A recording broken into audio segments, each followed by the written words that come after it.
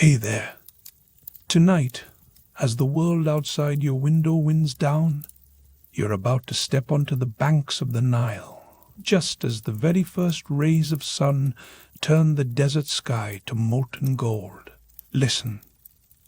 The river, thick with the scent of mud and life, carries the promise of a new day for Egypt, a kingdom so powerful that its cities seem to hum with their own heartbeat.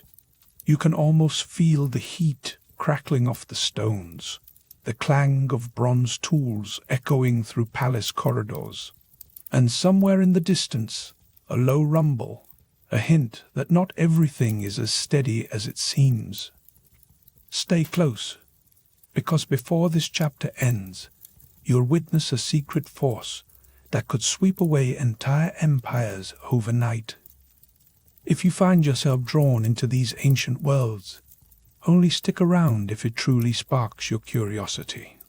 And if you're winding down right now, tell me, where in the world are you, and what time glows on your clock? Tonight, let's dim the lights, settle in, and slip back to an age when destinies shifted with the river's flow. You stand at the edge of the Nile, the air thick and warm, sand crunching beneath your feet. It's the late Bronze Age, around 1200 BCE, and Egypt is the pride of the Eastern Mediterranean. The palace behind you is alive with the soft shuffle of scribes, the deep voices of priests, and the distant laughter of traders arranging their goods. You can smell the river, heavy and ancient, and the faintest tang of copper drifting over from the workshops. Ships glide by, their sails snapping in the dawn wind, heavy with grain, cloth, and amphorae packed with oil. Each boat is a lifeline, connecting this kingdom not just to Canaan and Cyprus, but to a web of power that stretches across the known world. Every handshake at the dock, every scroll pressed into a merchant's hand, is one more thread in a tapestry so vast it almost feels unbreakable. Yet, as you watch a pair of oxen hauling slabs of limestone up the riverbank, you remember this colossus was built on centuries of risk and recovery. Egypt's pyramids still cast their long shadows, reminders of an era when kings could command the labor of thousands. But those stones have seen drought, famine, and invaders before. Even now, the priests mutter about omens in the way the Nile rises or falls. The air is always full of rumors, a failed harvest in the north, a city burned in Hatti, a fleet spotted on the horizon. Still, the markets buzz, and the workshops ring with the sound of bronze being shaped into tools, weapons, and ornaments. Copper is the kingdom's lifeblood. Without it, the very word, Bronze Age, would mean nothing here. You walk along the water's edge, passing fishermen hauling nets slick with riverweed. The palace looms behind you, its walls painted with scenes of victory and plenty. In the distance, the city's copper market stirs to life. Merchants from distant lands haggle over ingots, their voices rising above the bray of donkeys and the hiss of smelters. The metallic tang is so sharp you taste it on your tongue. Here, you see how Egypt's strength is stitched together, not just by stone and ritual, but by trade and trust. Ships from Mycenae bring olive oil and pottery. Traders from Canaan haul cedar and tin. Every transaction ties Egypt to its neighbors, weaving an invisible net of promises and debts. But as the sun climbs higher, a new tension creeps into the air. A messenger arrives, his sandals caked with dust, clutching a scroll sealed with the mark of the king. He pushes through the crowd, and for an instant the market holds its breath. The scroll is opened, and you catch a glimpse of hurried script. There are whispers now, something about trouble far to the north, a city in flames, and ships with strange prows lurking beyond the horizon. The words "sea peoples" tumble from anxious lips, but no one truly knows who they are.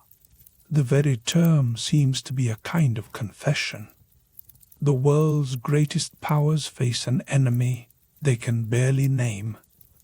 People try to laugh it off.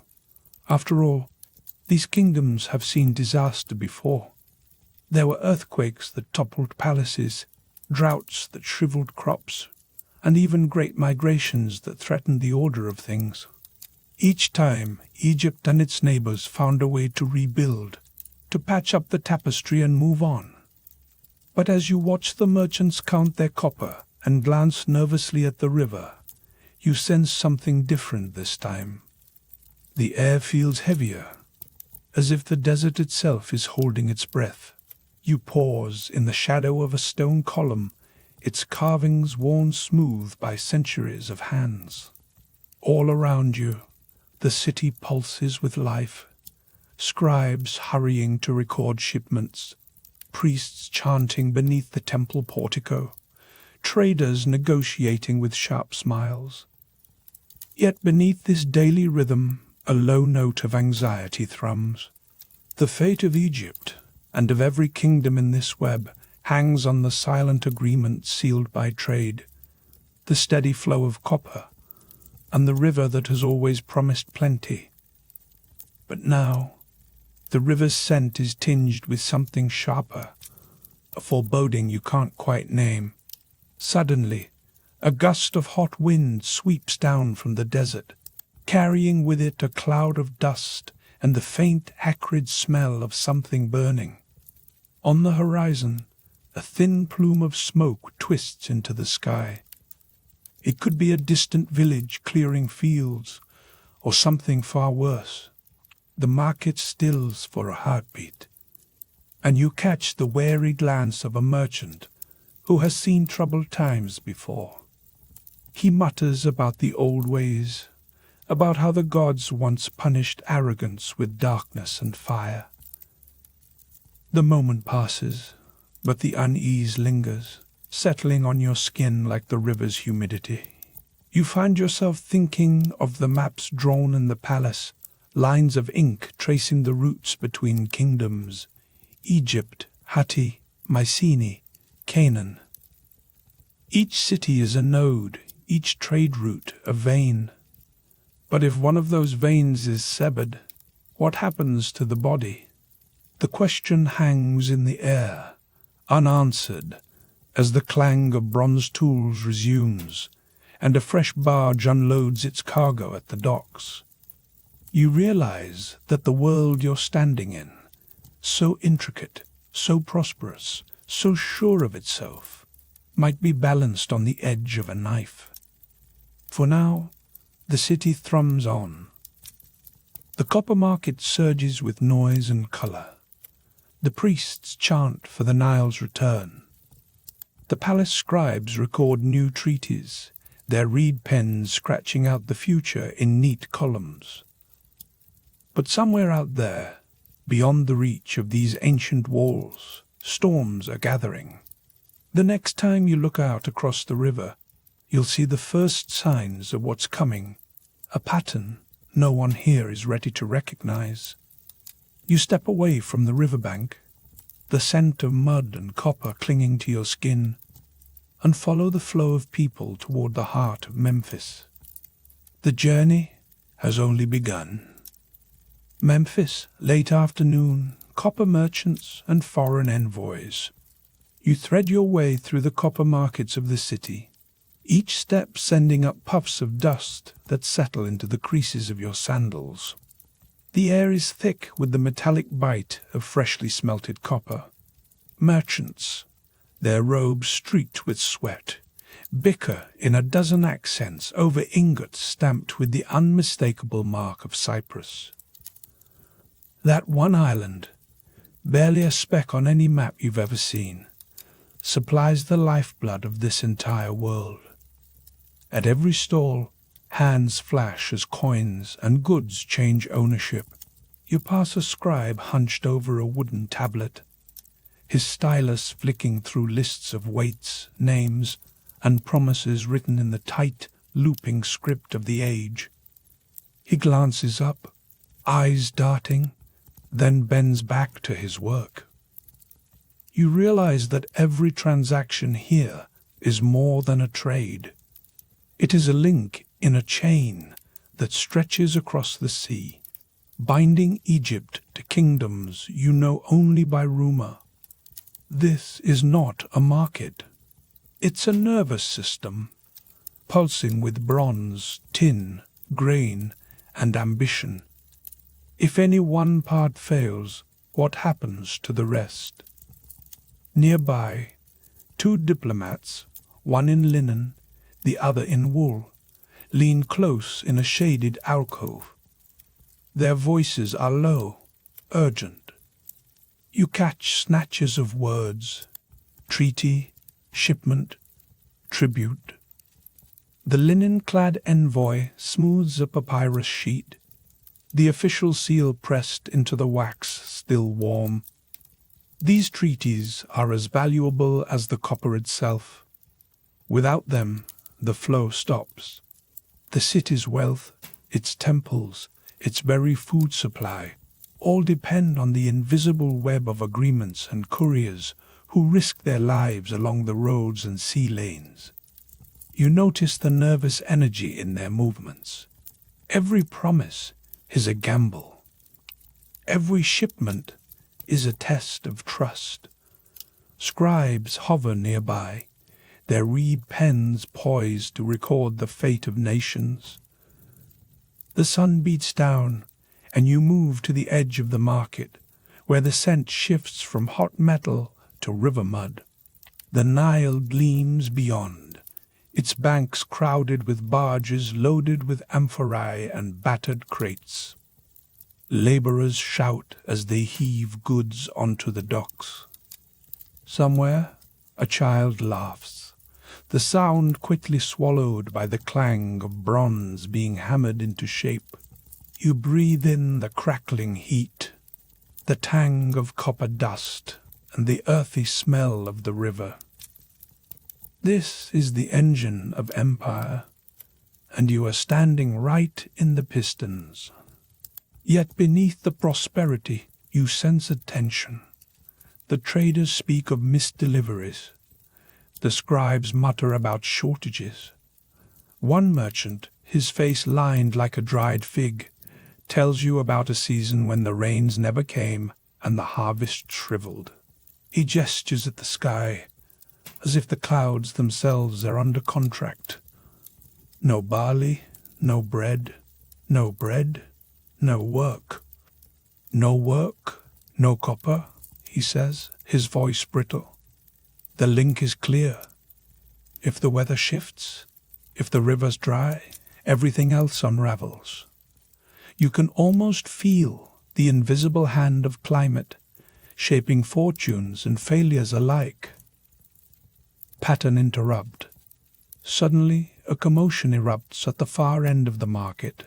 A caravan has arrived, late, battered, its donkeys limping and baskets half empty. The lead driver staggers forward, shaking a torn scrap of cloth marked with a foreign seal. Attacked, he gasps, on the road from the coast. Raiders, not bandits, strangers. They took the tin. The crowd ripples with shock. For a moment, the only sound is the distant thunder of hooves echoing up from the riverbank. The consequence is immediate. Panic flickers in the eyes of the merchants, and you sense the first tremor in the city's confidence. As the sun dips lower, you wander toward the edge of the city, where palaces rise above the dust and noise. You pass through cool stone corridors, your footsteps echoing.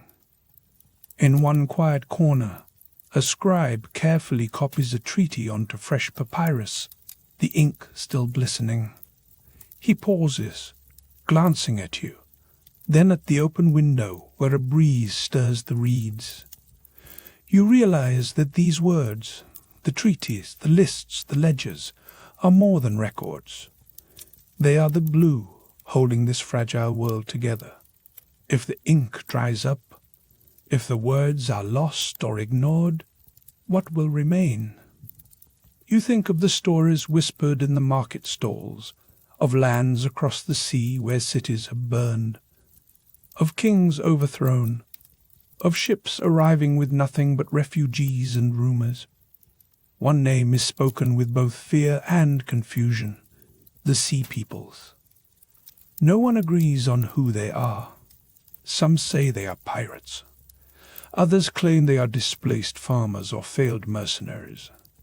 Even Ramses III, the great pharaoh, may not have known who he was fighting. All anyone knows is that when the Sea Peoples arrive, cities fall. Another twist.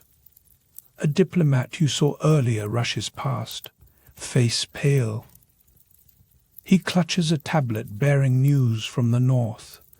A major city, once a rival, now a trading partner, has gone silent.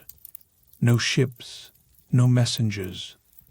Nothing but a curl of smoke on the horizon. The panic is spreading.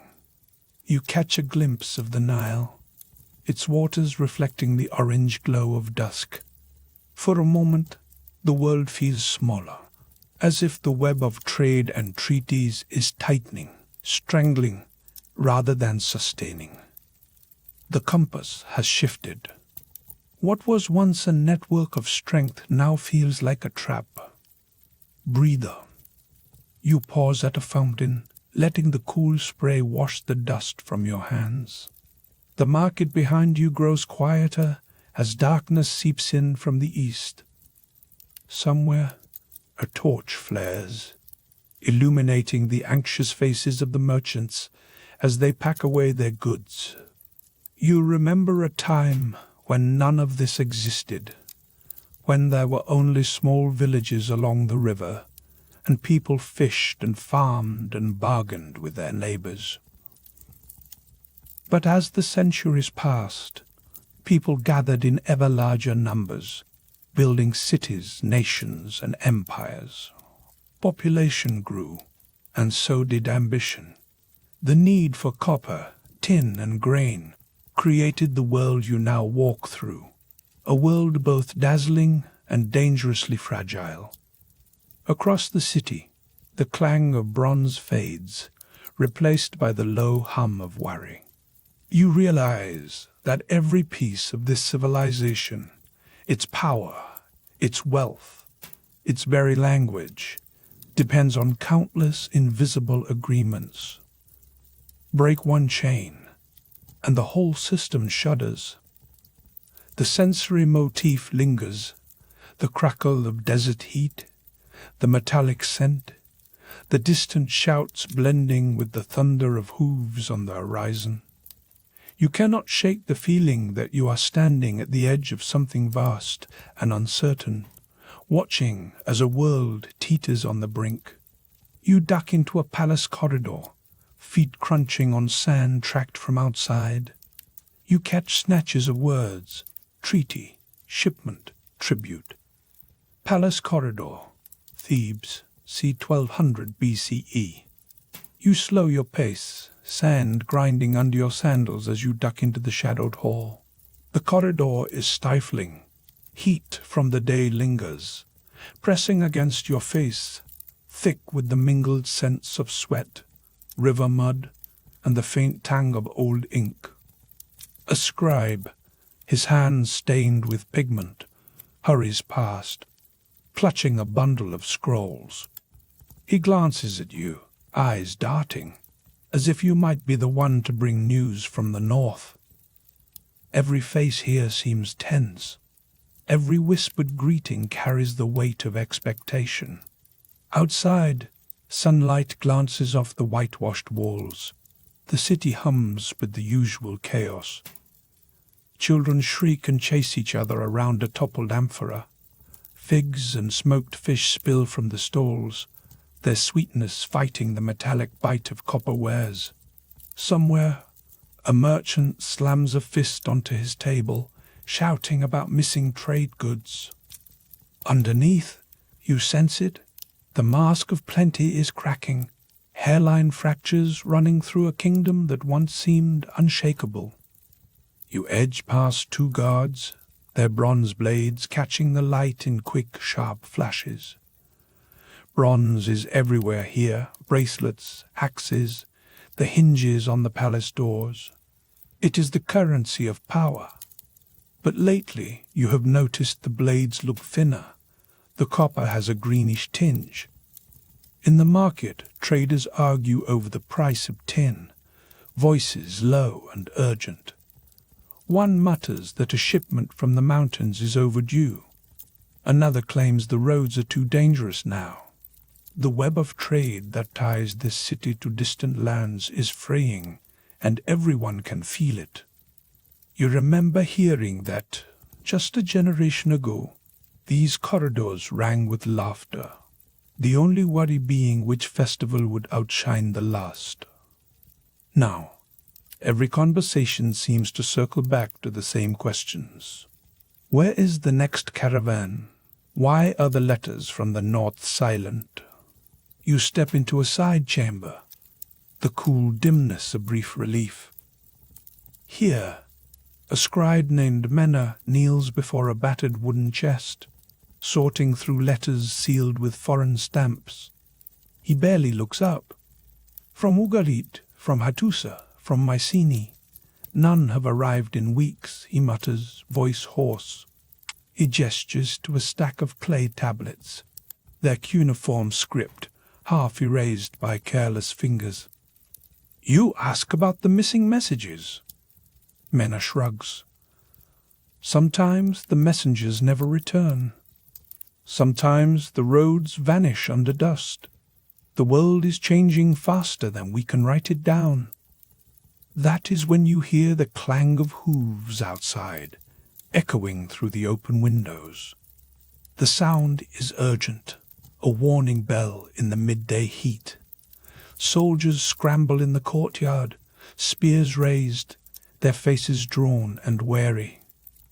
For a moment, you remember the stories told by candlelight, how, when empires fall, it happens all at once, like a row of dominoes tumbling in a sudden gust.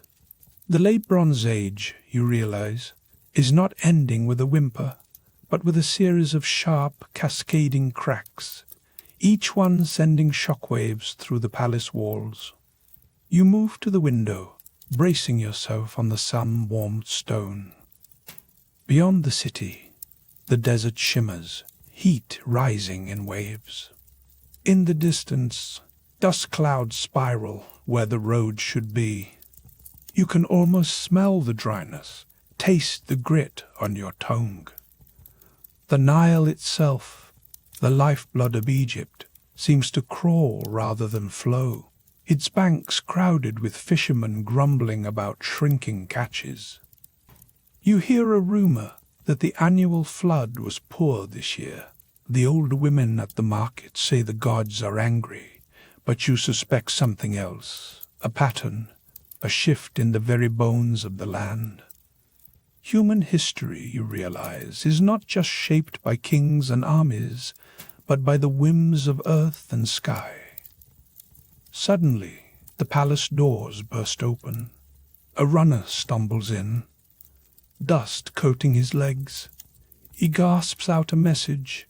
Another village burned, another outpost lost. The scribes scramble to record the news. The guards exchange looks, hands tightening on their weapons. You sense it in the air, the fear that what is happening here is not just local.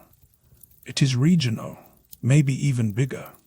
The names on Mena's letters, Ugarit, Hattusa, Mycenae, are not just distant places.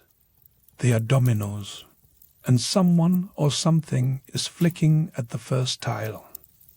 You step into the corridor again, heart pounding. The soundscape has changed. The clang of bronze is sharper, closer. The distant shouts are no longer playful. They are panicked. A merchant runs past, clutching a sack of grain. The atmosphere in the palace has shifted from anxious to electric. Everyone is waiting for the next piece to fall. You catch a whiff of smoke on the breeze. Somewhere, out of sight, something is burning. Here comes the twist. As you round a corner, you nearly collide with a high official, one of the viziers, his linen robe streaked with dust. He clutches a broken seal, its wax imprinted with a strange symbol, a ship rendered in crude lines with figures beneath it. The vizier's eyes are wild. "They are coming from the sea," he whispers, voice cracking. "Not just bandits, whole fleets. No warning, only fire." For a moment you understand. The collapse is not a slow leak. It is a tidal wave, and Egypt is standing in the shallows. The consequence is clear. Even the most powerful cannot predict what comes next. You find yourself thinking of stories you heard as a child, of the Exodus, of the siege of Troy. Now you realize these legends belong to the same moment. This is not just the end of a dynasty. It is the end of an era, the kind of epochal shift that will echo for thousands of years. You pause in the doorway, letting the sounds and scents wash over you. Outside, the sun is relentless, baking the city into a haze. The copper markets ring with shouts, but the goods on display are fewer, the coins exchanged more grudging. The river mud squelches between your toes as you step outside, the air heavy with the promise of a coming storm.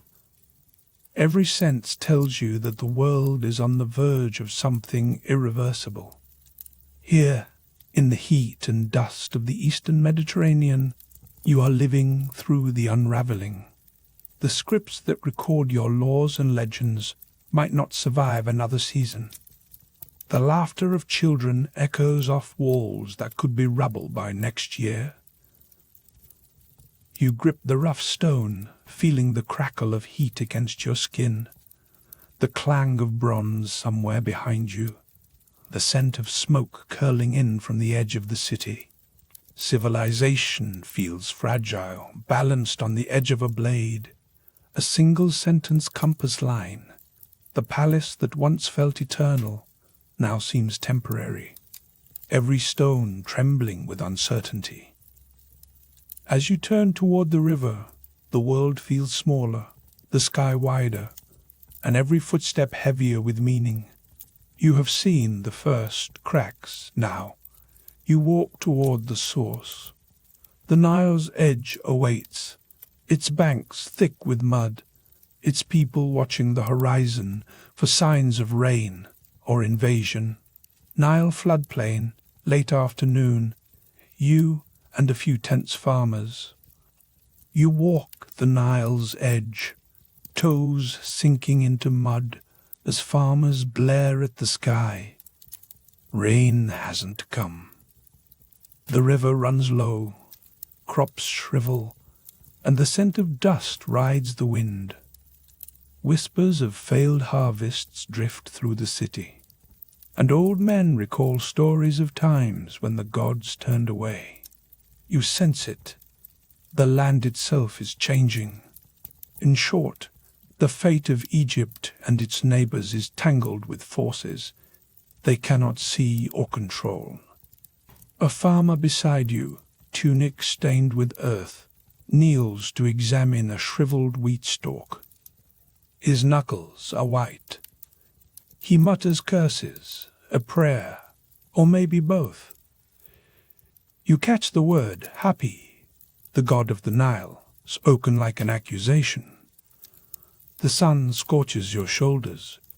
The mud under your feet is cracked, not pliant. Each step you take leaves a print that will stay, until the next precious trickle of water washes it away. The air carries more than heat and dust. It brings a tension you can almost taste. Markets that once buzzed with gossip now echo with arguments over shriveled figs and the price of onions. In the coppersmith's quarter, the clang of bronze has a frantic edge. Merchants argue about shipments from Cyprus, and you overhear the word delay more than once. Copper, the lifeblood of bronze, feels suddenly scarce.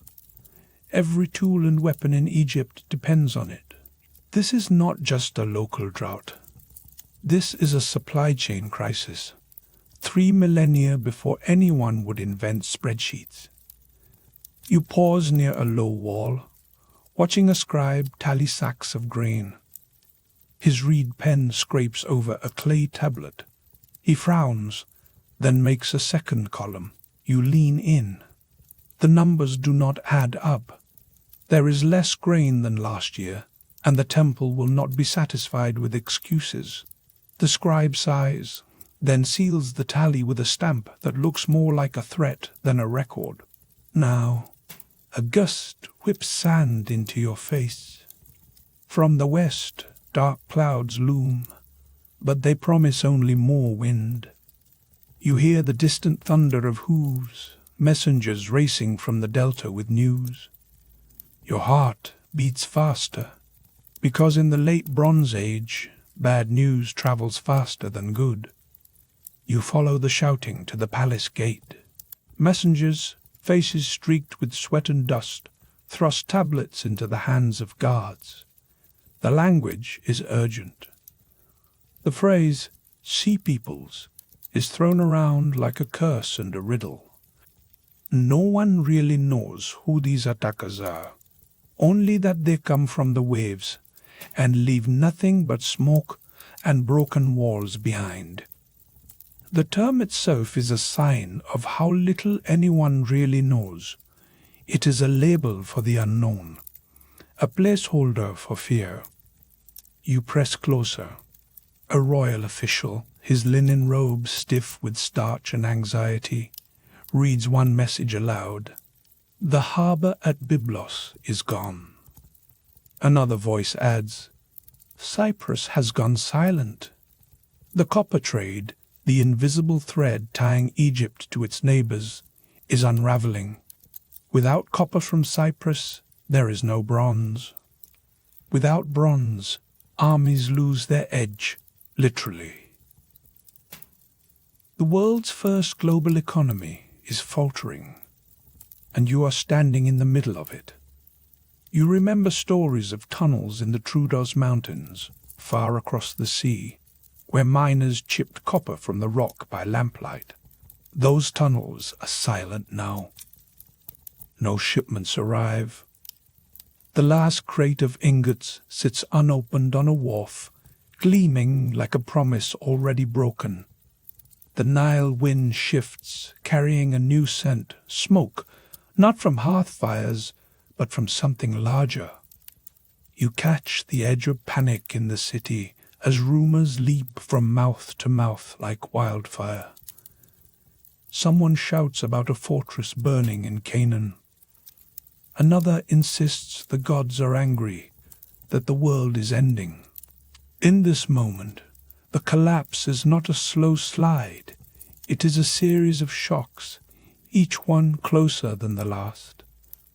For a second, you close your eyes and listen to the ordinary sounds, the bray of a donkey, a child's laugh, the distant clang of metal.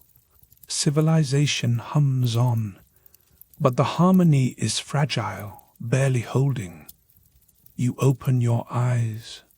A soldier pushes past, armor dulled, spear tip blunted. He looks less like a conqueror and more like someone trying not to drown. The tension is everywhere.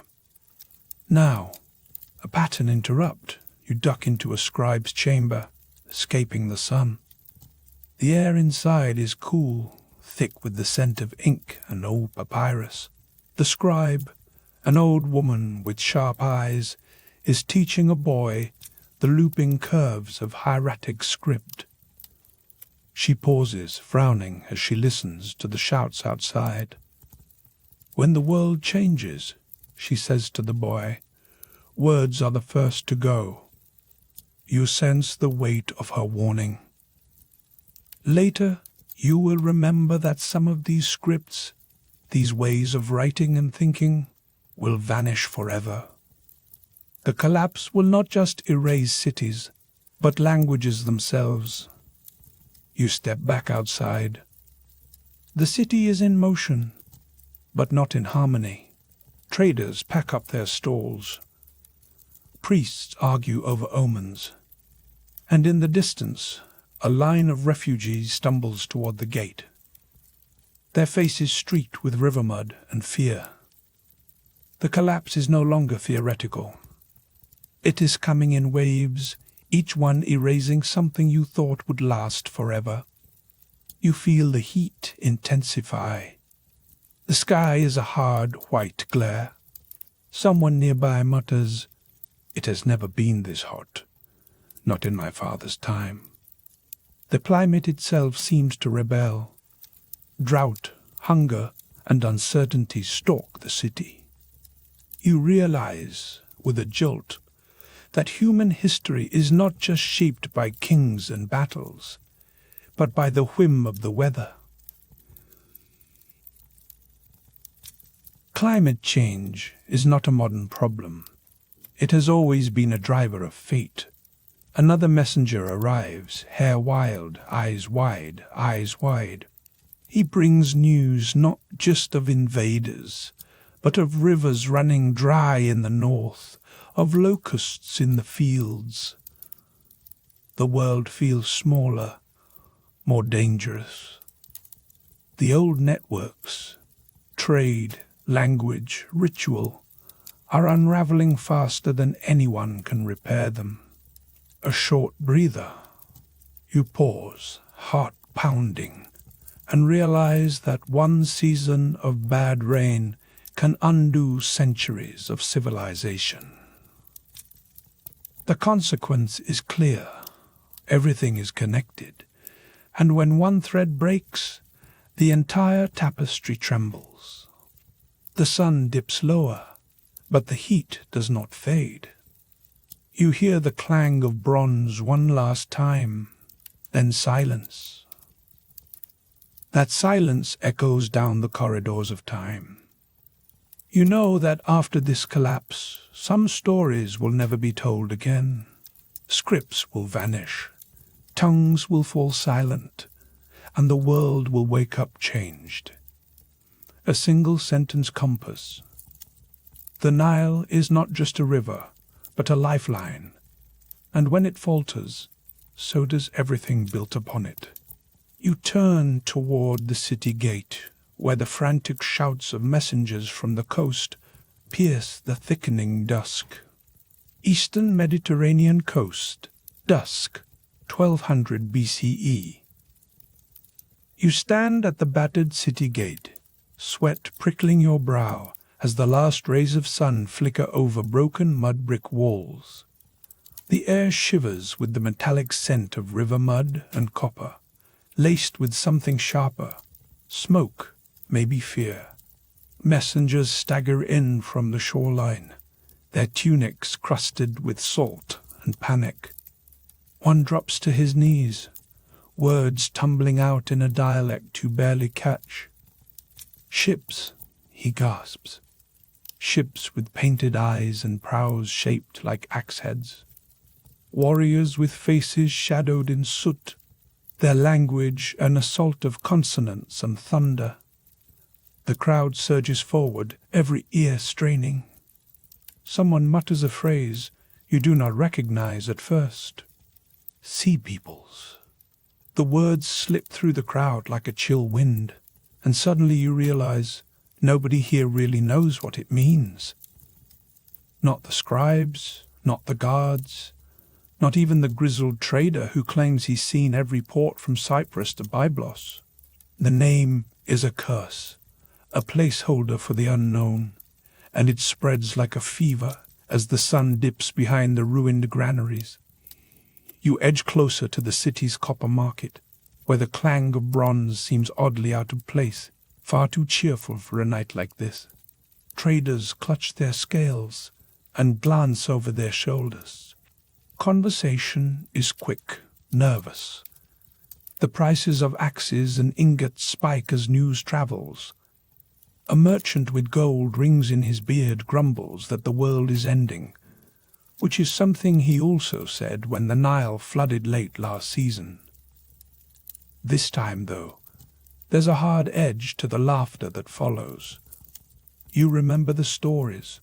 Egyptian scribes have carved accounts of entire cities razed, their treasures stripped, survivors driven into the dust. There are lists of unfamiliar names, each one a question mark pressed into clay. Luca, Sheridan, Peliset. No one is quite sure if those are tribes, nations, or just the desperate labels given to enemies who arrive without warning and leave little behind but ashes. Even Ramses III, the pharaoh who claims to rule all land between sunrise and sunset, admits in battered stone reliefs that he cannot say exactly who these sea peoples are. The only thing certain is that, wherever they go, the night burns a little brighter, and then everything goes dark. A hot gust rattles the gate. You can almost taste the electricity in the air, the way it clings to your tongue and makes your heart thump out a warning. Someone nearby whispers that the Nile itself is angry, that the river has shrunk to a thin, sullen trickle.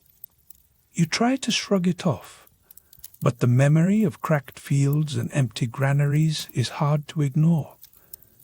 The truth is, the world you know has always depended on a delicate balance, rainfall in distant mountains, the slow pulse of the river, the silent work of farmers whose names no one records. If the rains fail, the city starves. If the river runs dry, the gods themselves seem powerless.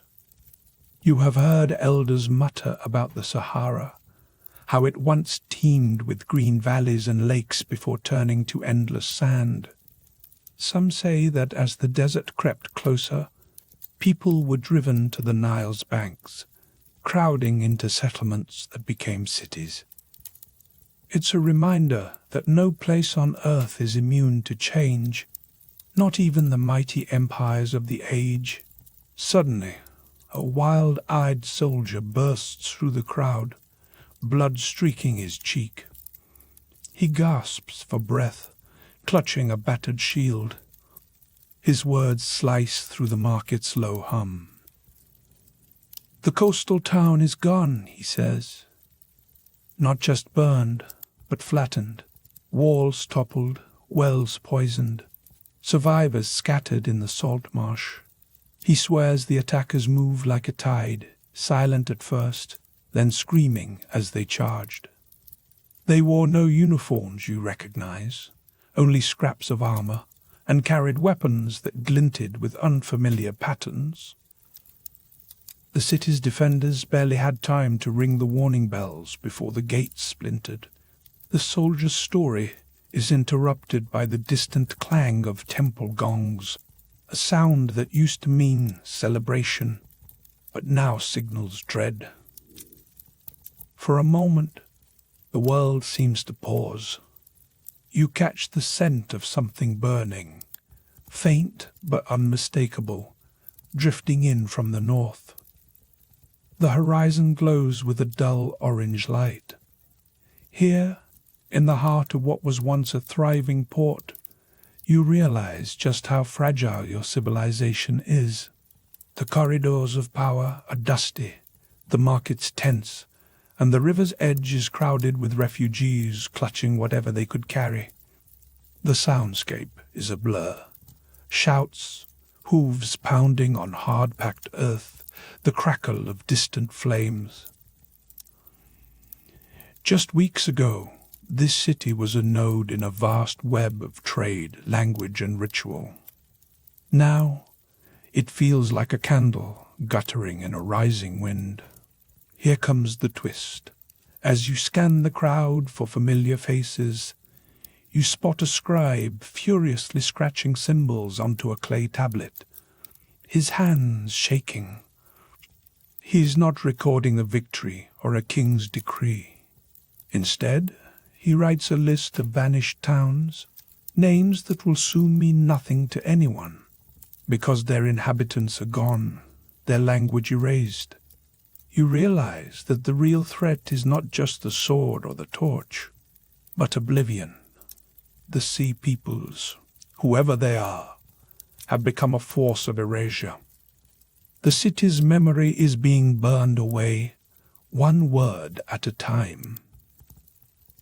In the flickering torchlight, you see the scribe hesitate, then wipe away a line, as if unsure whether the place he just wrote ever truly existed.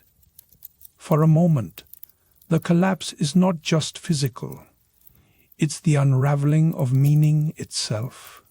The consequence is plain. History is being rewritten by fire and fear. Your world is shrinking, and every story you tell might be the last. A hush falls.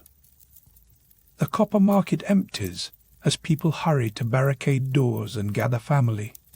The clang of bronze fades, replaced by the muffled sobs of children and the low, urgent prayers of elders kneeling in the shadows. The city's priests light incense, the sweet smoke curling toward a sky bruised with storm clouds. Even the gods seem silent tonight. You grip the rough stone of the gate, heart pounding as the dark grows thicker.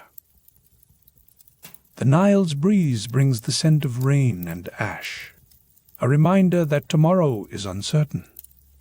Somewhere beyond the horizon, the sea people's ships glide closer, their sails catching what little moonlight breaks through the smoke. The Empire's fate hangs on the edge of a knife, and all you can do is watch as the old world teeters. You blink, and for a heartbeat you imagine a distant future, someone else standing at these ruins, puzzling over broken statues and half-buried tablets, wondering how it all vanished so quickly. The crackling desert heat presses in, the scent of river mud grounding you in the present. You are still here for now. The city gate stands open a moment longer, the night alive with the sound of hooves and hurried footsteps. Rumors and fear race ahead of the invaders, but the true enemy is uncertainty. You brace for what comes next, knowing that every moment now is history in the making. Palace interior, Thebes, Egypt, c. 185 BCE. Ramses III paces beneath painted lotus columns. You stand nearby, pressed against the wall, the flickering torchlight painting streaks across your linen tunic. The air is thick with the scent of melted beeswax and sweat. Advisors cluster around the pharaoh, voices raised in a storm of anxious whispers. You feel the tension rolling off them, sharper than the clang of bronze weapons echoing from the training yard outside. Ramses III's sandals slap against polished flagstones. His eyes dart between his generals and the old men of the court, searching for answers no one can give. Maps are unrolled across a cedar table, their edges curling in the heat. Red ink marks the Nile Delta, the coastlines, and, like a shadow, smudges of uncertainty where the so-called sea peoples might appear. Ramses's brow furrows. He leans in, stabbing a finger at the map. Who are these attackers? He demands, but the silence that follows is heavier than the stone columns themselves. The names of these invaders slip through the records, as vague as smoke. Some call them the Peliset, others the Denyen or the Shekelesh. You sense that no one here, not even the Pharaoh, knows what faces wait behind the next horizon. The old rules of war, where enemies wore familiar armor and sent envoys ahead, are dissolving.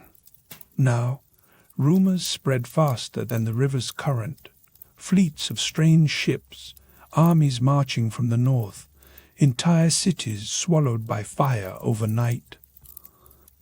The urgency is real.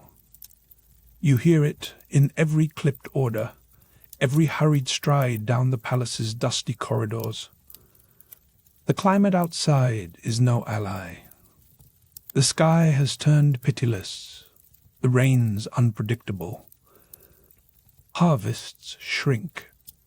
Scribes mutter about missing shipments of grain and copper from across the sea. Even the markets, usually alive with shouts and barter, grow tense as goods vanish and prices rise. You catch the scent of river mud as a breeze sneaks in through a high window, mixing with the acrid tang of burning oil. Egypt's lifeblood, its trade routes and river traffic, is under threat. As you watch, a messenger rushes in, sweat-soaked and wide-eyed. He bows so low the tips of his hair brush the floor tiles. In a trembling voice, he reports that the city of Ugarit, once a trading partner and a proud city-state, has gone silent. No ships, no messages, only smoke on the wind. Ramses's hand tightens on the hilt of his dagger. You hear the scrape of bronze against stone. He knows the collapse is not happening in isolation. Every city lost is a thread pulled from Egypt's own tapestry. The world outside is unraveling, and with it the certainty that empires are eternal. But here is the first twist. The palace is not just a fortress. It is a trap. The walls that once symbolized strength now feel suffocating, as if the air itself is growing stale. You glimpse a scribe in the corner, scratching hurried notes on papyrus. He pauses, eyes darting, as if he senses that the words he records may be among the last in a language soon to disappear. The knowledge held in these halls, recipes, laws, stories, feels suddenly fragile. You realize that when cities fall, their languages and scripts can vanish too. It is not just buildings that burn, it is memory itself. Take a breath. The consequence is simple. Every moment of hesitation risks the loss of more than just territory. It threatens the erasure of culture, the extinction of ways of life.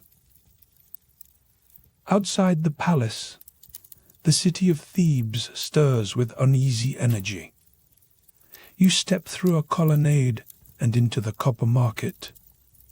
The heat presses down, amplified by the crowd's nervous chatter. Merchants argue over dwindling supplies.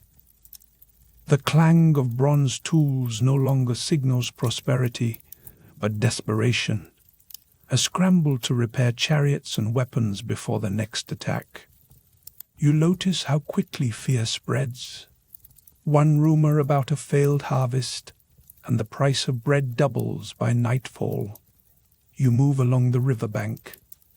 The Nile's surface glitters, but its flow is sluggish. Farmers kneel in the black mud, their eyes trained on the sky for any sign of rain. Here, you truly feel the weight of climate pressing on human fate. Crops wither, wells go dry. The empire's population, once its pride, now strains every resource to the breaking point. You remember that Egypt's power was built on abundance, on the steady rhythm of flood and sowing. Now that rhythm is broken. The stakes could not be higher. If the Nile fails, so does everything built upon it. Cities, armies, dynasties. The hum of insects rises from the reeds, blending with the distant shouts from the palace. You catch the thunder of hooves as a patrol rides past, dust swirling behind them. The sand is hot under your feet, every step a reminder of just how quickly comfort can turn to crisis. Pattern interrupt. A sudden silence descends on the market as a group of refugees arrives. Their clothing is ragged, their faces hollow. They speak a dialect barely recognizable to the merchants.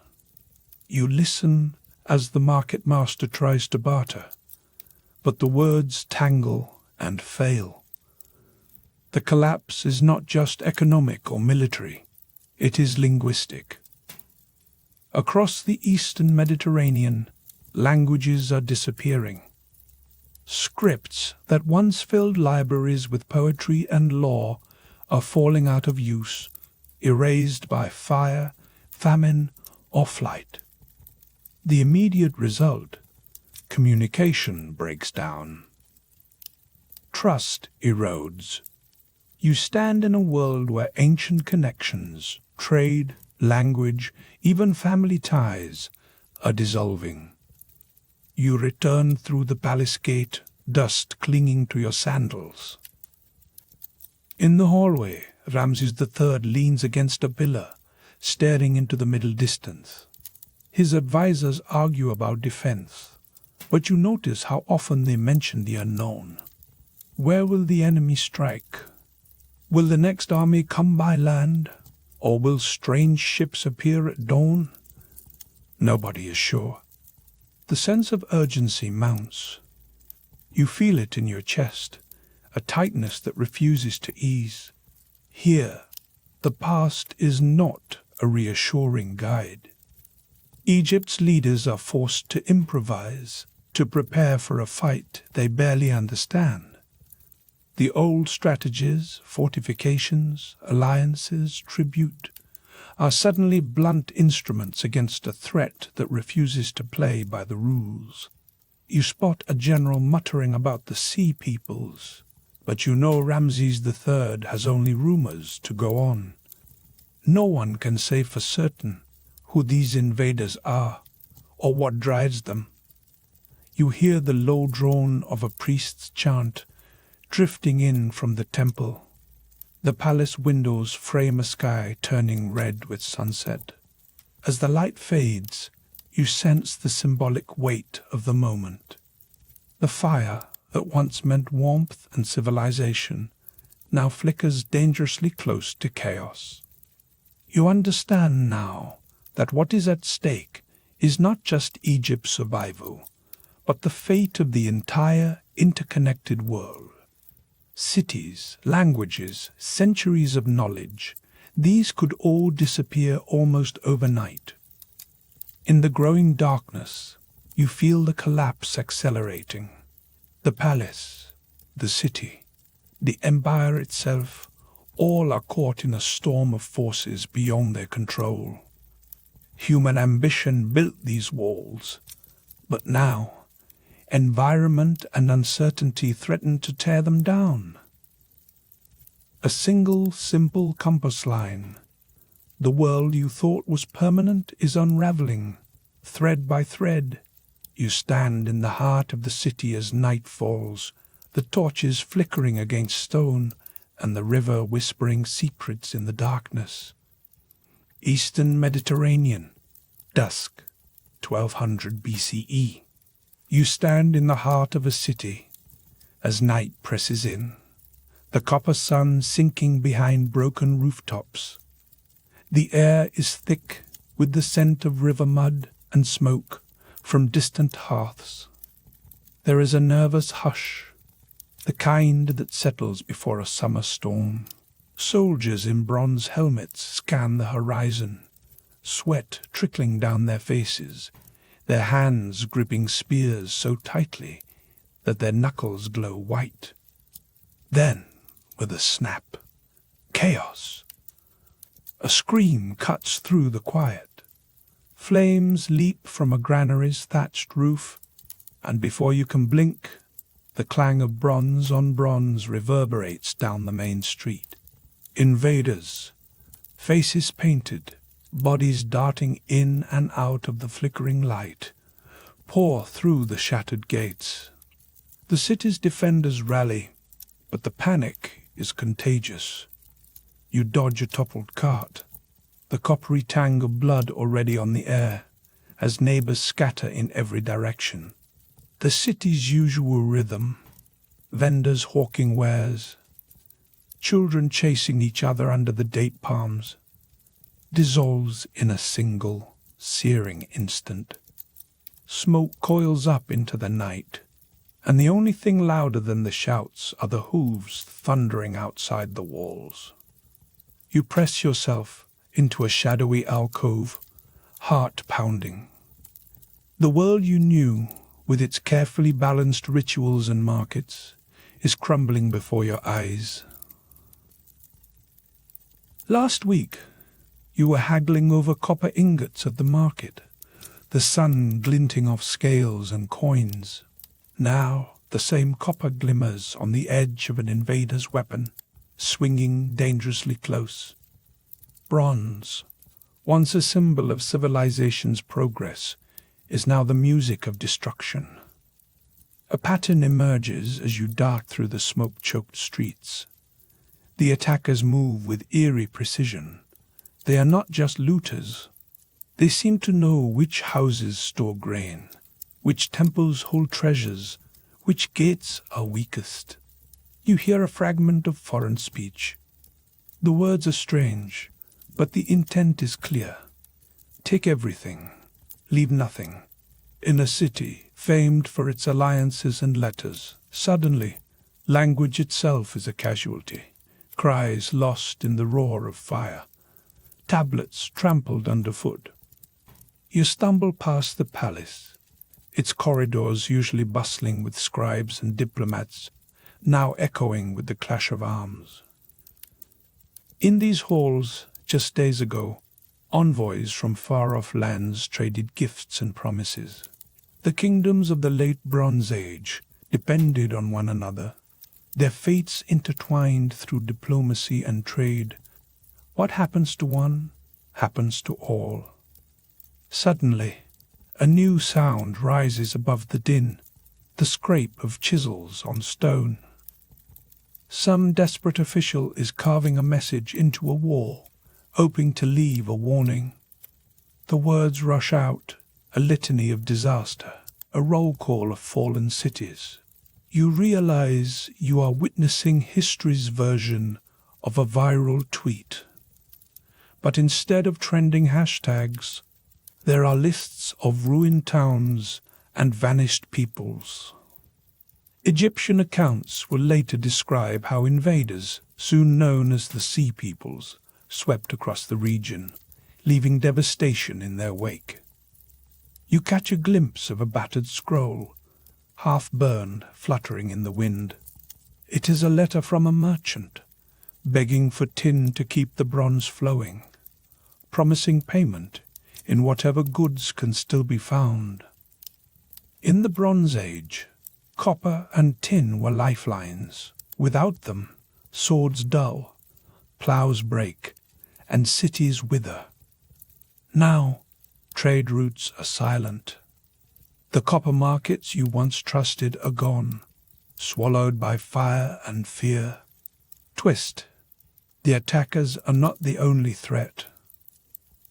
The city's own people, desperate and wild-eyed, are smashing open storerooms, seizing anything they can carry.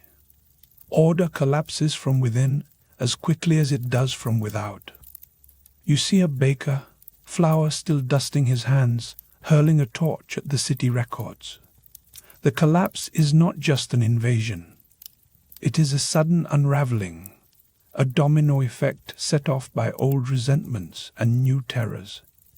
In one night, the rules are rewritten. This is what it looks like when a civilization's safety net snaps. What does that mean for you? For a moment, you freeze. The old world, its contracts, its gods, its unspoken bargains, has vanished. All that remains is survival. The smell of burning papyrus stings your nose. You stumble onward, not knowing if the next corner holds a friend or a foe. In the palace ruins, a painted wall flickers in the firelight. The murals show a procession of envoys bearing gifts, lapis, gold, copper, fine linen. Only days ago, this city was a hub in a vast web stretching from the Nile to the Aegean, its fortunes bound to distant allies. Now, that web is torn. The laughter of the diplomats is replaced by the crackle of flames. You shield your eyes as the statue topples, the sound echoing down a corridor that, until tonight, housed the secrets of kings. The twist tightens.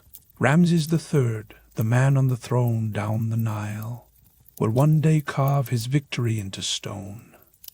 Yet even he cannot say for sure who these sea peoples are, where they come from, what they want beyond plunder. As the smoke rises, you realize that the faces of your attackers are as much a mystery as their motives. It is a puzzle that will haunt Egypt for centuries. In the confusion, you notice a child clutching a clay tablet to their chest. The script is unfamiliar. Maybe Mycenaean, maybe something older. You wonder how many stories will be lost tonight, how many languages will die out in the smoke. A breather. The city's collapse is not a slow fade. It is a sudden, brutal silence where once there was music and trade. You make your way to the riverbank, the Nile's dark waters sliding past as if nothing has changed. The air here is cooler, tinged with moisture and the faint scent of lotus. In the distance, the city burns, orange against the night, a beacon for those who remain. You are not alone. Others gather by the shore, faces smeared with ash, clutching whatever they manage to save. A mother whispers a prayer to the goddess Isis, her voice trembling but determined. For a moment, hope flickers, a reminder that even in collapse, people reach for meaning. You look back at the city. The copper markets, the palace corridors, the temples painted with stories, all of it is fading into darkness. The collapse of the late Bronze Age will come within a generation or two. But for you, standing here on the Nile's edge, it happens in one unforgettable night. The world is different now. The crackling heat, the clang of bronze, the shouts and the thunder of hooves, they are the soundtrack of an ending. In the smouldering ruins, you sense the enormity of what is lost. Cities, languages, knowledge, gone almost overnight. You have lived through the moment when civilization's lights flickered and nearly went out. You steady yourself, listening to the river's endless current. Tomorrow, there will be questions and reckoning. But for now, all you can do is watch as the old world disappears in smoke and flame. A single sentence compass. The city's rhythms have ended, replaced by the silence of uncertainty. You sift through the ashes at dawn, the silence broken only by the whisper of wind through ruined columns. Ruined palace, Nile Delta, sunrise. You sift through the ashes at dawn, the silence broken only by the whisper of wind through ruined columns. Tablets lie shattered, scripts you once saw everywhere now gone. Scribes have fled or perished, the stories of gods and kings fade without a trace. In short, the collapse has erased not just cities, but entire languages and ways of knowing. The cool river air carries a bitter scent. Charred papyrus, old bronze, the faint tang of river mud. You crouch in the debris, dust mottling your robes, and lift a broken tablet. You can still feel the grooves of the script beneath your fingers, though the meaning is lost. Try as you might, you cannot read what was once common as the Nile's current. This is not just the end of a city. This is the death of memory. A stray cat darts between columns, startled by your presence. The only other movement is the flicker of flame where a scroll still smoulders. You remember when these halls rang with the clang of bronze, the measured voices of scribes reciting treaties, the soft brush of reed pens recording endless lists, grain, copper, cattle. Now, only ghosts and echoes remain. You wonder who will care about these lost words. Will anyone, centuries from now, even know they existed? You follow the corridor into the ruins of the audience chamber. Here, sunlight slants through a shattered roof, illuminating a mural of the old gods, faces serene, untouched by the chaos that swept through human hands. The heat crackles against your skin, mingling with fear and sweat.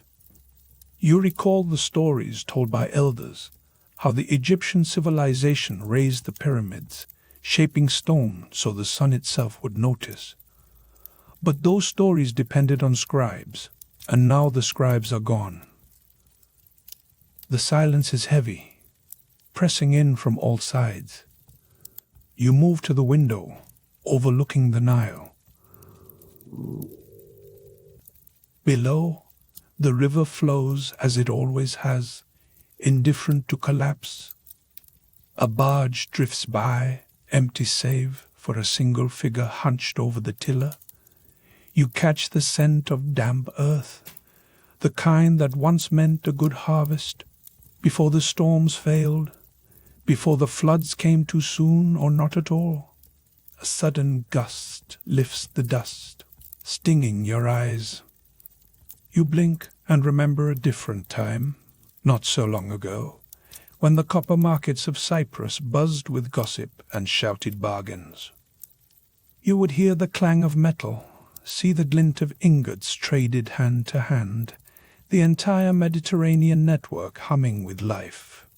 Now the markets are silent, the island a husk. The copper has stopped flowing, and with it, so has the lifeblood of empires. You step over a cracked amphora, its painted surface scratched beyond recognition. Once, it would have carried oil or wine, maybe even letters in a language no one now recalls. The symbols, curves and lines etched by careful hands, mean nothing. You realize that somewhere, another survivor is staring at a similar shard, equally bewildered. The collapse has made strangers of you all. A distant rumble shakes the floor beneath your feet. It is not thunder. It is the sound of hooves, the approach of something unknown. You tense, half expecting raiders or the infamous sea peoples, whose name is spoken with a mixture of awe and dread. They arrived like a tide, sweeping away cities overnight. Even the walls of mighty Egypt trembled when they came. You remember, with a pang, the endless lists scribes used to keep, grain tallies, copper shipments, diplomatic treaties drawn up on rolls of papyrus. These were the threads that stitched empires together, binding the Hittites, Mycenaeans, and Egyptians in a web of promises. Now the treaties are ashes. With no one left to read them, the vows are as empty as the broken halls you wander. You pause and listen. Somewhere, a voice calls out. A child, perhaps, or a desperate merchant clinging to the last scraps of order. The sound is quickly swallowed by the wind. You realize, in this moment, how quickly a civilization can vanish. Languages, scripts, the logic of kings and gods, all gone in the time it takes for a city to burn.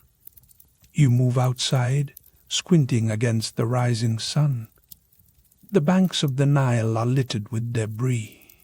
Birds circle overhead, searching for food.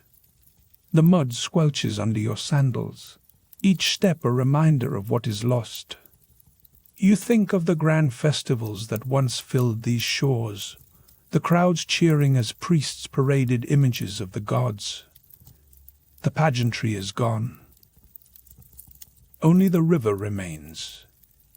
You recall tales of the Exodus, passed down in tense whispers.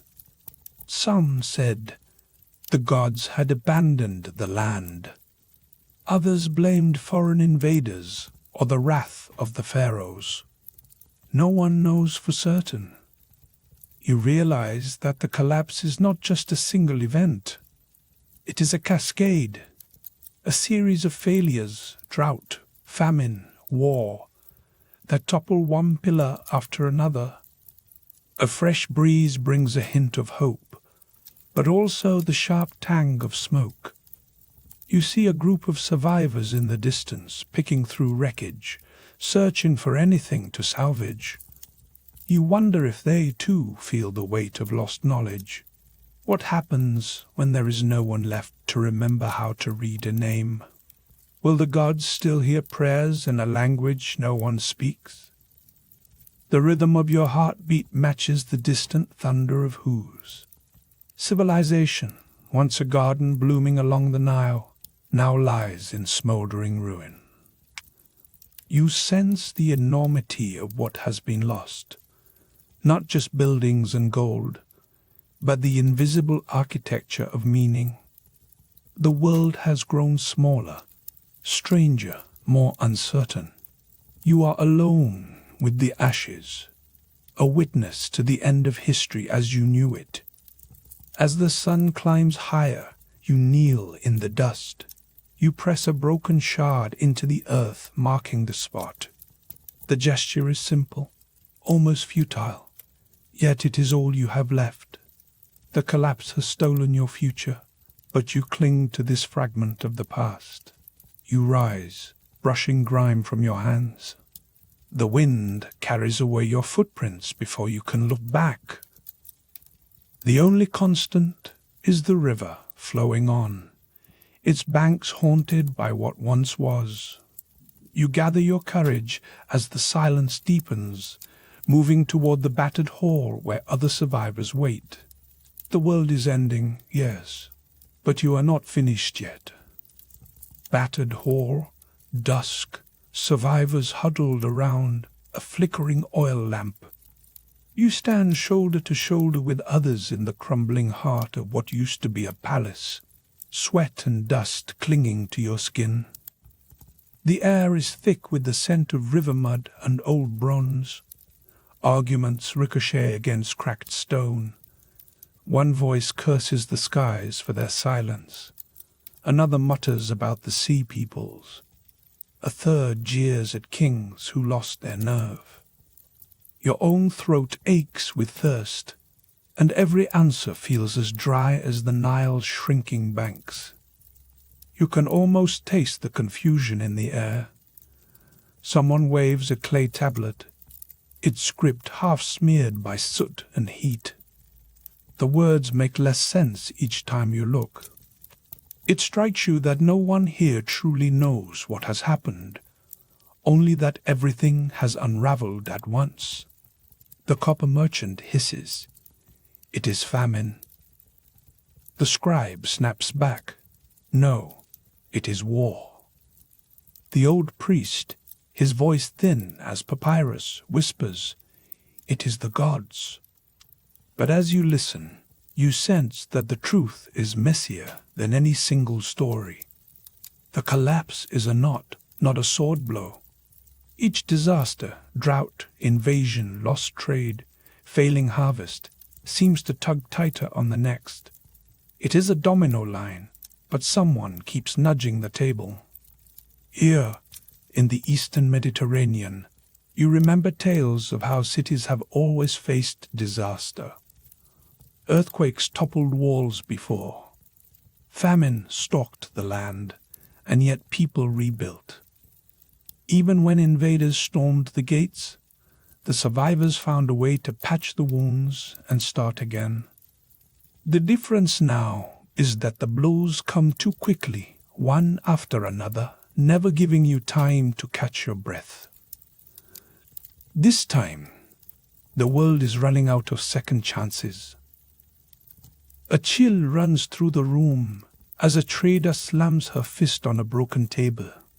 If the sea peoples were the cause, then why did the grain ships never return? Why do the rains fail? Her words hang in the air, sharp as a sandstorm. You realize her question slices through the easy blame. Recent scrolls and careful thinkers suggest that the sea peoples, those shadowy raiders on the horizon, were only one piece of the disaster. They were a spark, not the fire. You glance around and see how each survivor clings to a different explanation. But none can deny the pattern. The Nile's floodwaters have grown fickle. The markets echo with the absence of tin and copper, and the palaces are emptier each season. You recall how, not so long ago, the Sahara was not a sea of sand, but a green patchwork of lakes and grass. Hunter-gatherers once thrived there, their stories etched in rock. As the desert crept south, families fled, drawn to the Nile's steady flow. Now, as the river grows unpredictable, those old migrations feel like a warning. The land itself seems restless.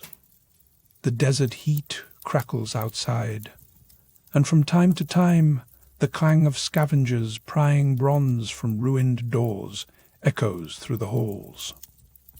Between shouts, you hear the distant thunder of hooves, maybe more raiders, maybe just the memory of panic.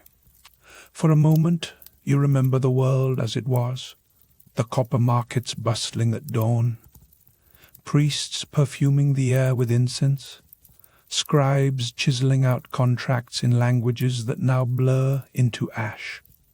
Civilization in full bloom feels impossibly close, yet impossibly far.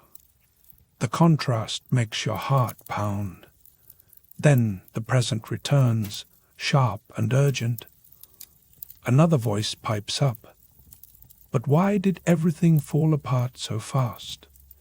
You realize that the end came not over centuries, but mostly within a generation or two. Children who once learned to read in these halls now sift through rubble for scraps.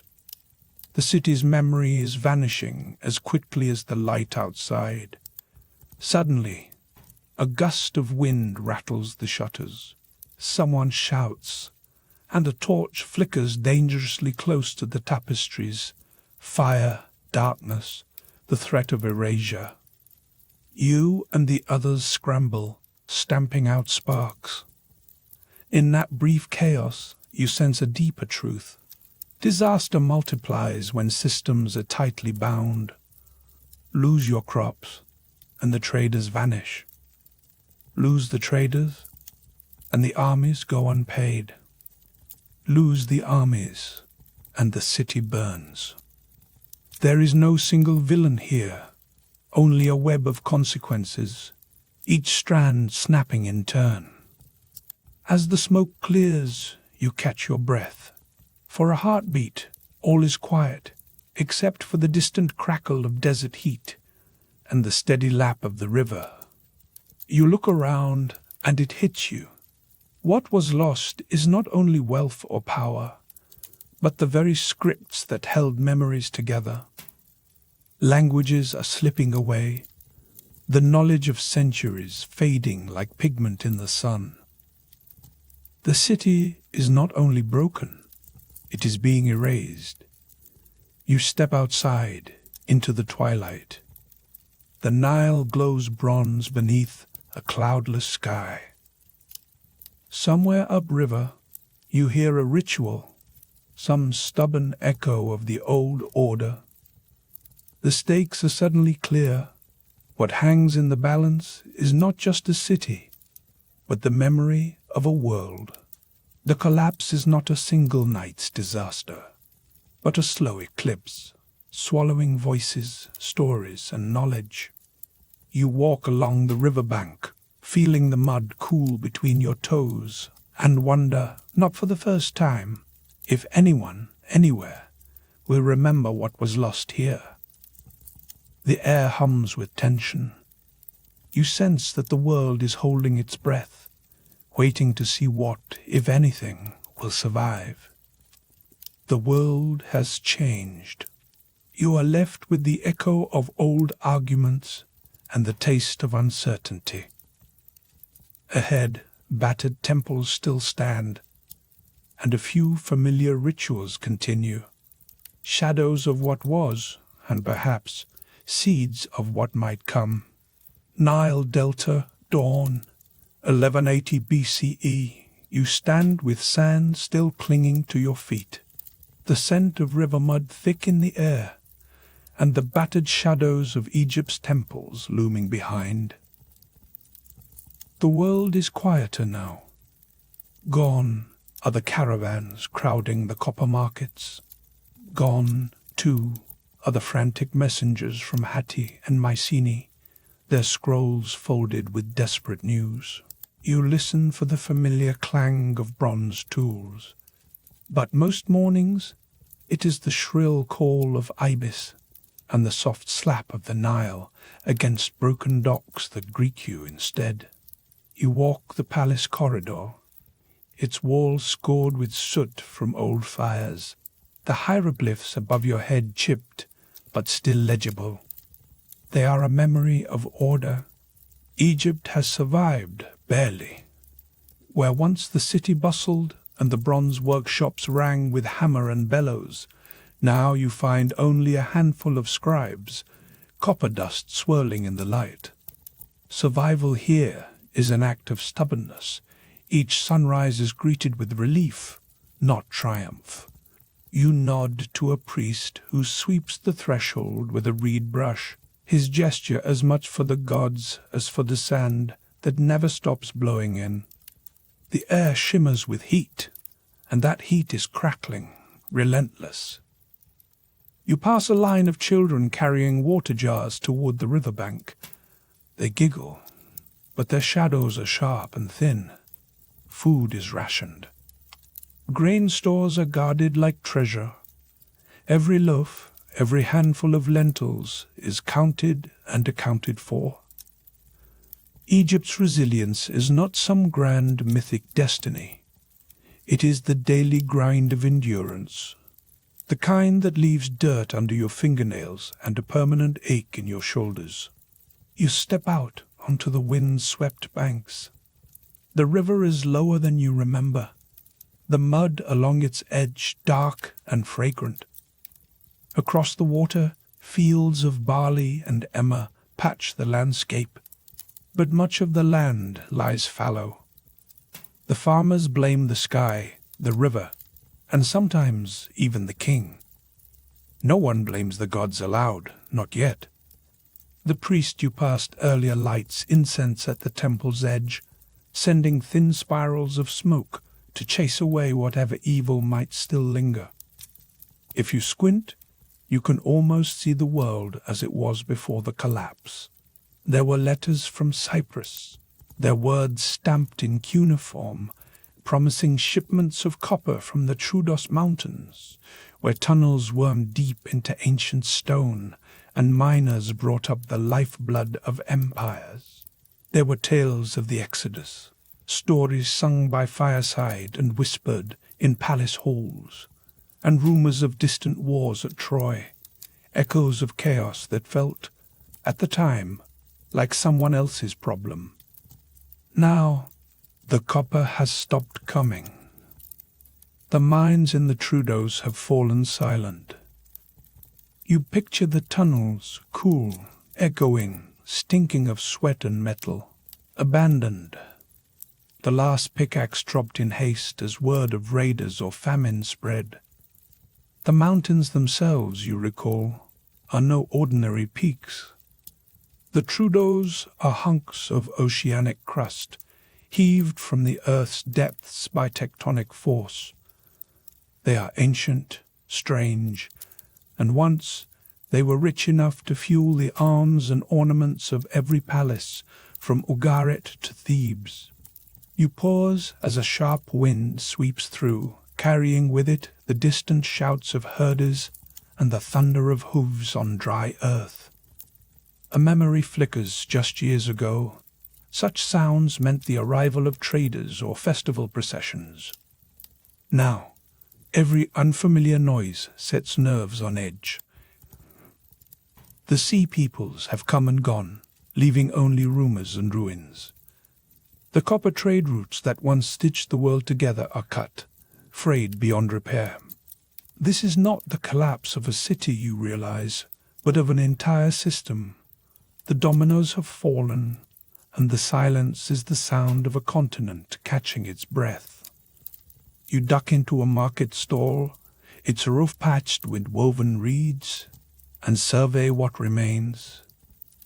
There are a few battered blades and some bronze sickles, their edges dulled by too much use. A merchant shrugs and offers you a chip jug of beer.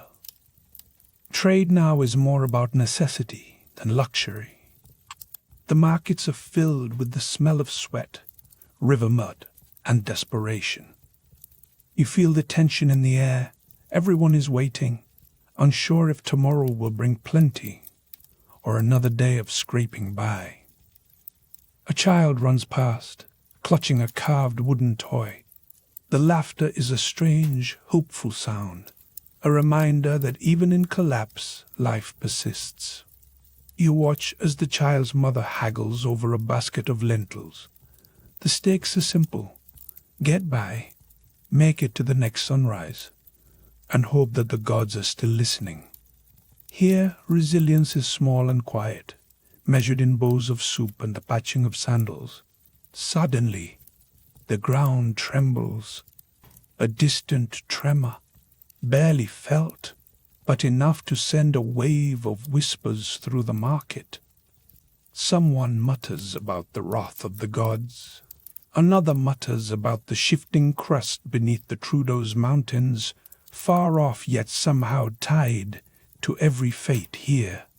For a moment, you remember how interconnected everything once was. A tremor in Cyprus meant a shortage in Egypt, a delay in the Hittite court, a famine in Canaan. The world was a web, and now the strands are snapping one by one. The air grows thick with tension. You step outside, letting the heat press against your skin. The city walls are scorched, patched here and there with fresh mud bricks. You run your fingers along the surface, feeling the grain of straw and clay. There is pride in this repair, but also exhaustion. Each patch tells the same story. We are still here, for now. You stop at the temple, where the priest has begun the daily offering. The ritual is familiar, the same chants, the same flickering lamps, but the congregation is smaller, the faces more lined. You look up at the painted ceiling, faded now, and wonder how many more cycles these rites will last. The old world is gone, replaced by something leaner, hungrier, more uncertain. Survival is not glory. It is simply the refusal to vanish. A breeze stirs, carrying the scent of incense out over the river.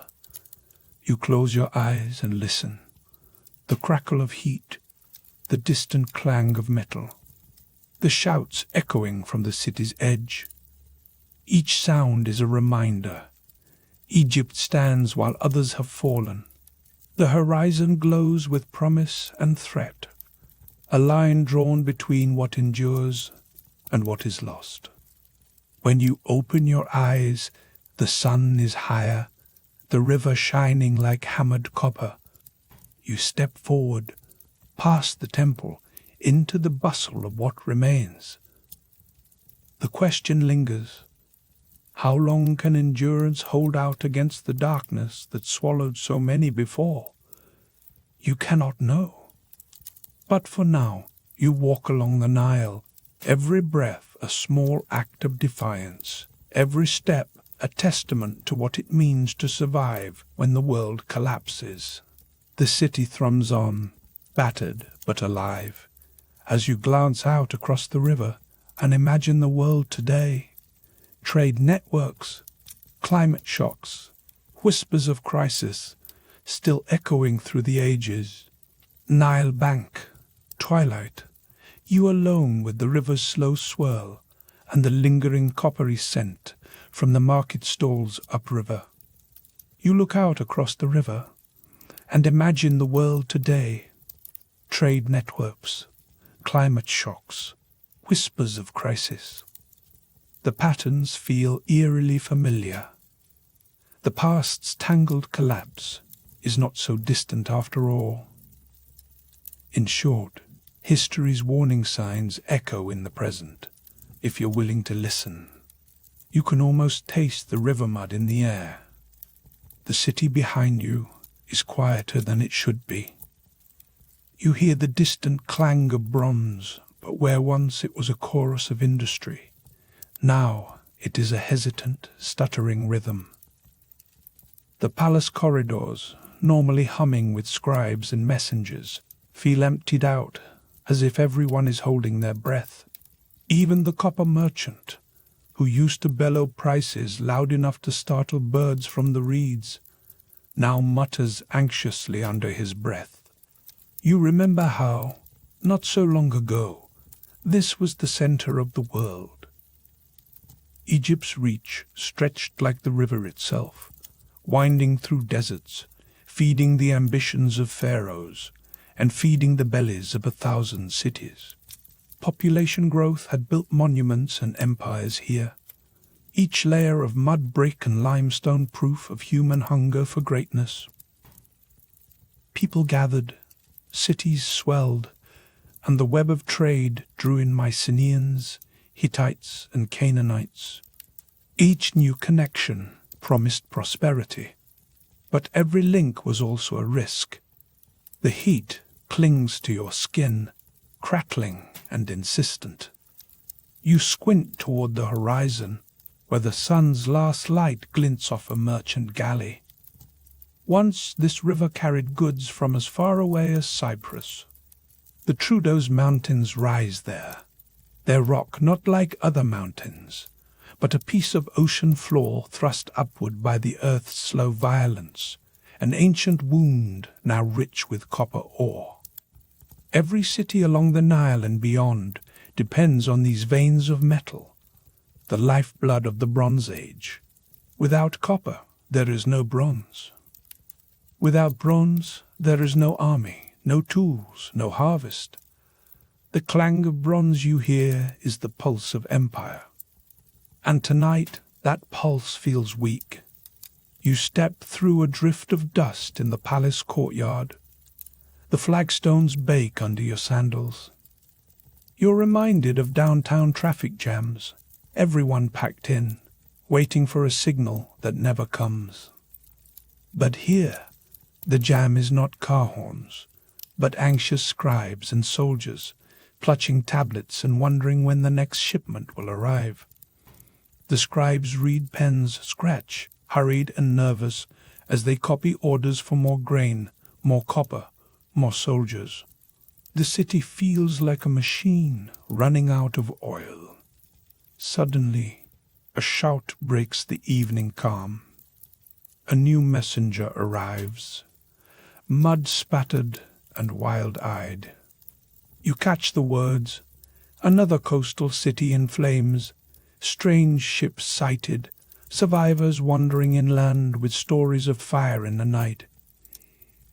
The term on everyone's lips is the Sea Peoples, but in truth, nobody knows who they are. The label is a desperate attempt to name the unknown, to pin a face on chaos. It's a placeholder, really, for everything you cannot see or control. You notice how quickly rumors spread. Someone claims the Sea Peoples are everywhere, that they are unstoppable. Another insists it's just bad luck, a failed harvest, a temporary setback. The truth is, recent scholarship suggests the Sea Peoples are only part of the problem.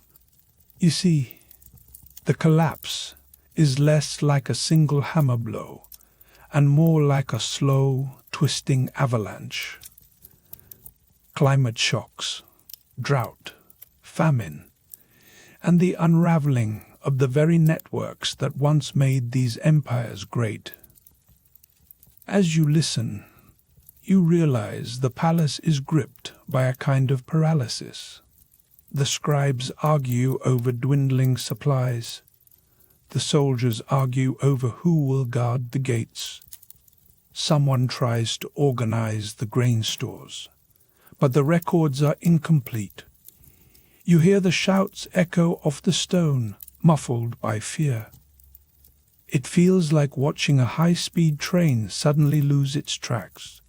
A single misstep, and centuries of progress could vanish overnight. You step outside again. The air is thick with the scent of river mud and burning wood. The sky glows orange where another city smolders. Just last season, those same docks bustled with trade. Now, plumes of smoke mark the horizon like warning flares. It's as if a script is being erased line by line, languages and knowledge disappearing into the darkness. You pause to catch your breath. The consequence is simple. The center cannot hold. The empire's lifelines, trade, grain, metal, are fraying all at once. You feel the heavy silence settle in, broken only by the night insects and the distant thunder of hooves. Someone, somewhere, is moving. The next blow could land here. You watch as a scribe tries to explain to a soldier why the copper is late.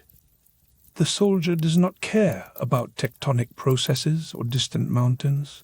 He cares that his spear is dull, that his men are hungry, that the city walls feel suddenly too low. You realize the fate of empires can rest on a missing shipment, a failed harvest, or a rumor whispered on the wind. You sense the pace picking up. Each day, more refugees arrive. The markets are emptier. The palace grows more isolated. People start to hoard grain, to eye the river as both lifeline and escape route. The city's heartbeat, once steady and strong, now stutters. You feel it in your bones. The collapse is not a distant story.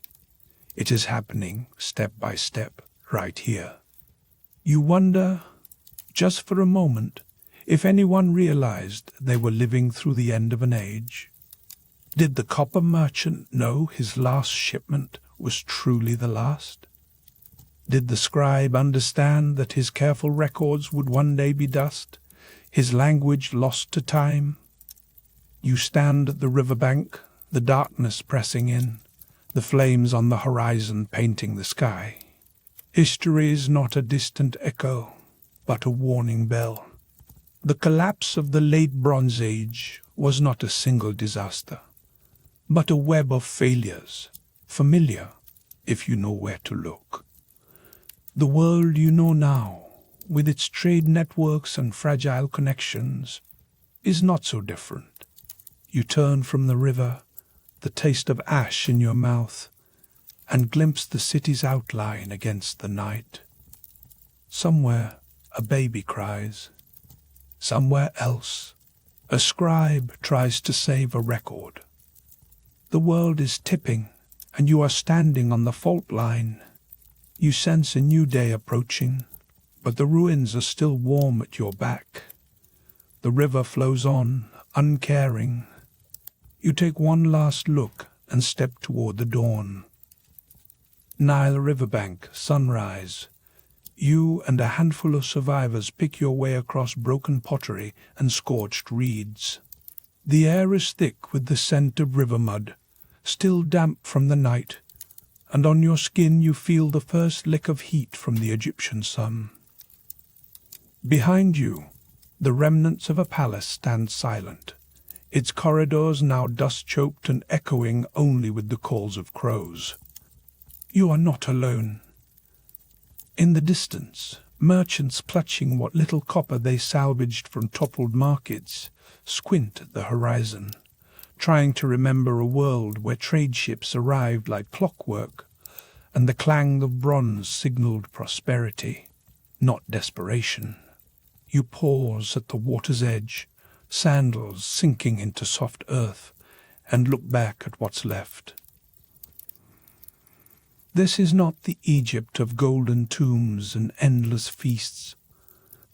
This is Egypt after the storm, a civilization that has survived the unspeakable, but not unchanged. The river still flows, but the city behind you is a ghost, its scribes scattered, its statues blackened by fire. The knowledge that once filled these halls now drifts away like smoke. You run your hand through the silt, feeling the coolness beneath the surface. It is easy to forget in this moment how close you came to losing everything. The collapse was not a single night of terror, but a slow unraveling, a tapestry first pried loose by hungry hands, then shredded by forces no one could see. Crops failed, the rains retreated, and the granaries emptied. You remember the taste of dust in your mouth, the crackle of dry reeds, and the endless queues for bread. Fields that once shimmered green under the sun became brittle and brown, no matter how many prayers rose into the sky. Human history, you realize, is always at the mercy of its environment. As you walk, you spot an old merchant haggling with a fisherman over a battered copper ingot. The deal is tense, voices sharp with suspicion. Once, copper flowed into Egypt from Cyprus like water down the Nile. Ships loaded with shining metal docked in busy harbors, and entire industries thrived on the trade. Now, the copper is scarce, the coins worn thin, and the old networks have snapped. Cyprus, once the beating heart of the eastern Mediterranean's copper trade, has become a silent island, its forges cold and its harbors empty. Here, in the ruins, every scrap of metal is worth fighting for. You hear a distant thunder. Not a storm, hooves. Riders appear on the horizon, their silhouettes sharp against the rising sun. These are not Egyptian soldiers, but strangers, sea peoples, perhaps, or desperate migrants. Their origins lost in the confusion of collapsed kingdoms. Their arrival is both threat and opportunity. Some come to plunder, others to trade. You tense, remembering how quickly a peaceful morning can turn to chaos. The pattern is familiar by now. Peace gives way to panic, and the clang of bronze is replaced by the scrape of swords on shields. Suddenly, there is shouting from the city's edge, Fires flicker in the ruins, and a flock of birds erupts from the rooftops. For a moment, you freeze. This is the new rhythm of life, moments of calm shattered by violence, then silence. The collapse was not just a matter of walls falling, but of trust breaking. You see it in the wary glances, in the way people clutch their belongings, in the haunted look of those who survived the worst nights. Even the river seems to move with caution, its surface broken by debris and the occasional drifting corpse. You cross a bridge made of collapsed timbers, every step a reminder of what has been lost. Ahead, a scribe kneels in the dust, carefully unrolling a battered papyrus. He traces faded hieroglyphs with trembling fingers. You kneel beside him, peering at the symbols that once meant order and eternity. Now, some characters are smudged beyond recognition. Whole stories have vanished, their meaning carried off by wind and fire. You realize with a chill that languages can disappear as quickly as cities. Scripts fade, and with them the memory of what once was. As you stand, the scribe sighs.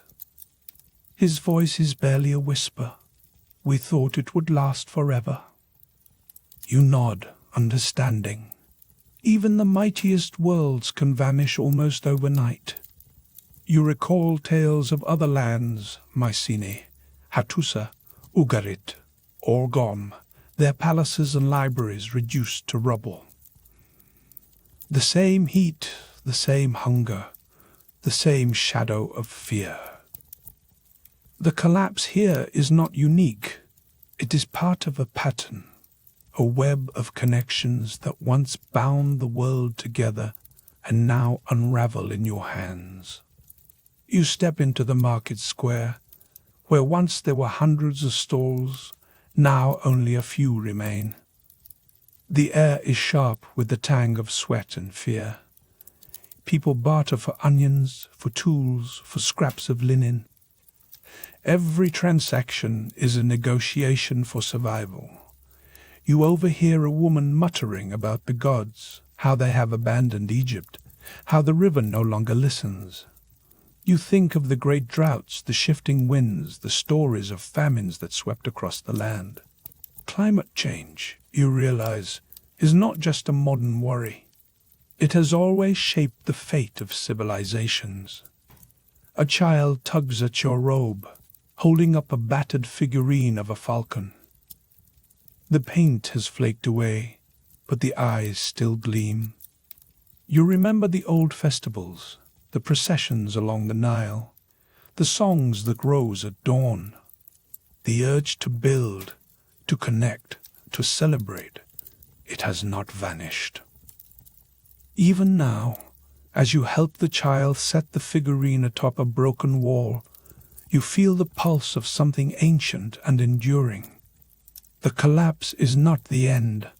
It is a beginning, too. You glance east, where the sun climbs higher and heat blurs the ruins. Somewhere beyond the horizon, other survivors are gathering. New stories are taking root. The old scripts may be fading, but voices persist. In the distance, someone begins to sing, a song you half remember from your childhood, a melody that once echoed in palace halls. The words are unfamiliar, but the feeling is not. Hope clings to memory like dew on morning grass. You realize the journey has changed you. You no longer see the world as a series of unbreakable empires, but as a fragile network, one vulnerable to hunger, to drought, to ambition and war. You think of the legends, Exodus, the fall of Troy, the wandering peoples whose names have been lost to time, all stories of endings that are also beginnings. The lesson is clear. Resilience and curiosity are not luxuries. They are the true legacies of civilization. You turn back to the river, its surface shimmering under the morning sun. The ruins are behind you, but their shadows stretch far. The knowledge lost here will echo through centuries, but so will the determination to rebuild. You inhale the rich scent of Nile mud, the crackling heat urging you forward. The journey is not over. From darkness, new stories will always rise. You step into the light, carrying with you the memory of what was lost and the possibility of what comes next.